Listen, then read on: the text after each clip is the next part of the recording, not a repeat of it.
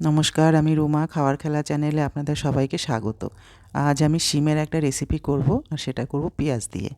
এবার কড়াই বসিয়ে দিয়েছি, তাতে একটু কালো জিরে ফোড়ন দেব, আর ওদিকে শিমটা কেটে ধুয়ে রেখে দিয়েছি। এবার শিমটা দিয়ে দিব, দিয়ে সামান্য একটু ভেজে নিব। শিমের তো একটা গন্ধ থাকে, একটু সামান্য ভেজে নিলে ওই গন্ধটা থাকবে না। হালকা করেই ভাজবো, বেশি ভাজলে কিন্তু আবার শক্ত হয়ে যাবে। আর তার জন্য একটা মশলার পেস্ট বানিয়ে নিব। ততক্ষণে শিমটা ভাজা হোক পেঁয়াজ, রসুন আর কাঁচা লঙ্কা দিয়ে।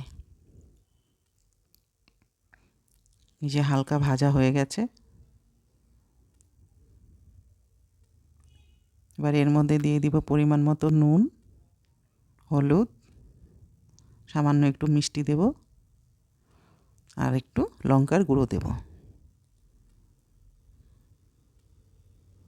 অল্পই দেব। এবার ওই কাঁচা লঙ্কা, রসুন, পেঁয়াজের পেস্টটা দিয়ে দিলাম, দিয়ে এটাকে কিন্তু বেশ ভালো করে কষিয়ে নিতে হবে, যতক্ষণ না পর্যন্ত পেঁয়াজের কাঁচা গন্ধটা না যায়।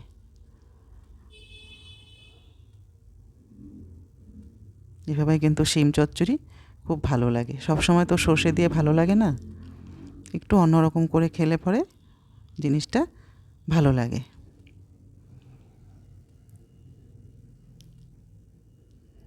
কষানো হয়ে গেছে, এবার ওই মিক্সির বাটি ধোয়া জলটা দিয়ে দিলাম।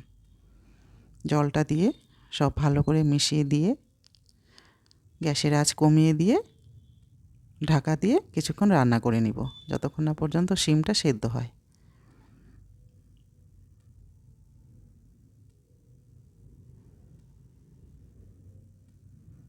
এবার ঢাকা খুলে একটু নেড়ে চেড়ে, ধনেপাতা কাঁচা লঙ্কা দেওয়া হয়ে গেছে, কিন্তু আপনাদেরকে দেখানোর জন্যে আমি আবার একটু ধনেপাতা দেব। ওটা আমার দেখানো হয়নি। আপনারাই দেখে বলুন কেমন হয়েছে দেখতে। খেতেও কিন্তু খুব টেস্টি হয়, আপনারা করে দেখবেন। আপনারা আমার পাশে থাকবেন, সাথে থাকবেন, আর কমেন্টে জানাবেন কেমন হয়েছে। আমার ভিডিওটা এখানেই শেষ করব। কথা হবে পরের কোনো ভিডিওতে।